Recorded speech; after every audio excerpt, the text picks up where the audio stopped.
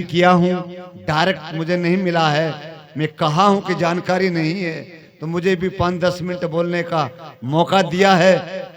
मैं आप सभी से कहूंगा, कहीं से मेरी वाणी में त्रुटि हो और किसी को समझ में आए, वो मात्रा लगा ले, माफ करने की चेष्टा न करें। पारक सिद्धांत में माफी देने की चेष्टा नहीं है। अपने आप समझ गए तो बहुत बढ़िया है, न संतों द्वारा पूछ लो, समझे जाओ। मैं एक छोटी सी बात कहना चाहूंगा। आज 1-2 शब्द हैं, तकरीबन उन दोनों शब्दों पर लड़ाई झगड़ा जारी। जहां पत्नी है और जहां पति है, दोनों पति पत्नी के नाम पे विवाद जारी। क्या माताएं लोग हाथ उठा करके बता सकते हैं क्या ये विवाद है या नहीं?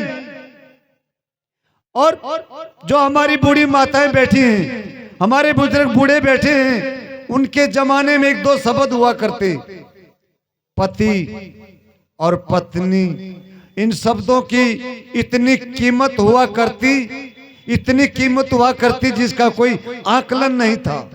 आज ये दोनों शब्द इतने बेकार हो गए हैं। मेरा मानना, मैं सबका नहीं कहूंगा, जहां तक मैं गया हूं और जहां तक मैंने देखा सुना है, वहां तक की मैं बात कर रहा हूं। ये पति और पत्नी दोनों पतन की ओर है, दोनों पतन की ओर हैं। और खासकर दोनों नहीं, अगर उनकी संतान भी हो गई है, 1 या 2 है, वो भी पतन की ओर है। माने क्यों? झूठी ताड़ी मत बजाना। अगर किसी के विचार में है तो दबा दबा कर बजा देना, जो इस झगड़े में जारी है।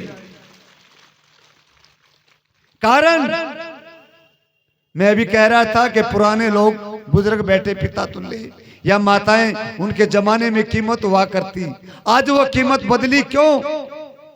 कि लड़ाई झगड़ा तो सब देख रहे हैं, वहां लड़ाई नहीं मिलेगी, वहां झगड़ा नहीं मिलेगा।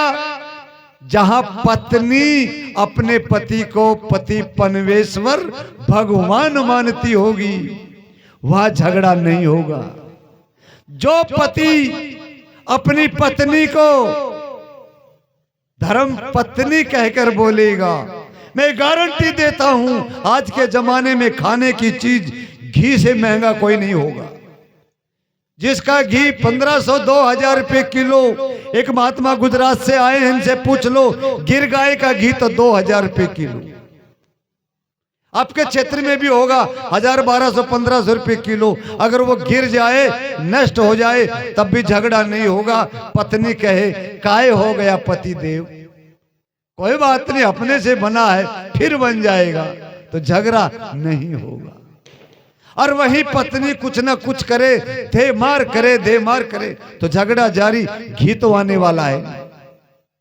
मेरा कहने का भाव ये है, सभी संत नहीं हैं, सभी मंत नहीं हैं। साध्वी मेरी बहन बेटी 5-7 हैं, जो मेरी माताएं बहनें परिवार से जुड़ी हैं। सत्संग में आने का लाभ, सत्संग सुनने का लाभ, या कुछ कार्य करने का लाभ एक ही जगह से मिलेगा, जब अपने आप को धैर्य शांत करके रखोगे और शांति की बातें संतों द्वारा सुन के जाओगे, तभी आपके अंदर शांति आएगी, तो घर में सुख होगा। नहीं तो खड़बड़ाहट के बारे में बात चल ही रहा है कि मियाँ बीवी पति पत्नी दोनों पतन के कारण है। तो मैं संतों के बीच में ज्यादा नहीं कहूंगा। एक मेरा ये भाव था 2-5 मिनट का बोलने का, वो मैं बोल दिया हूं। इस बात पर विचार करें, पूरा अमल करें कि 2 सुन लेना, 2 सुनाना नहीं। अगर जिसने 2 किसी की सुन ली तो वो बड़ा ज्ञानी हो जाएगा। अगर किसी की 2 सुन के अपना हुकार 4 फेंक दिया तो वो तो खत्म है ही, आप भी उसके पीछे लग गए।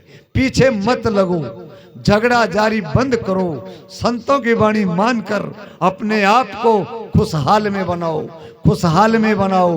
बोलिए सतगुरु कबीर साहिब की।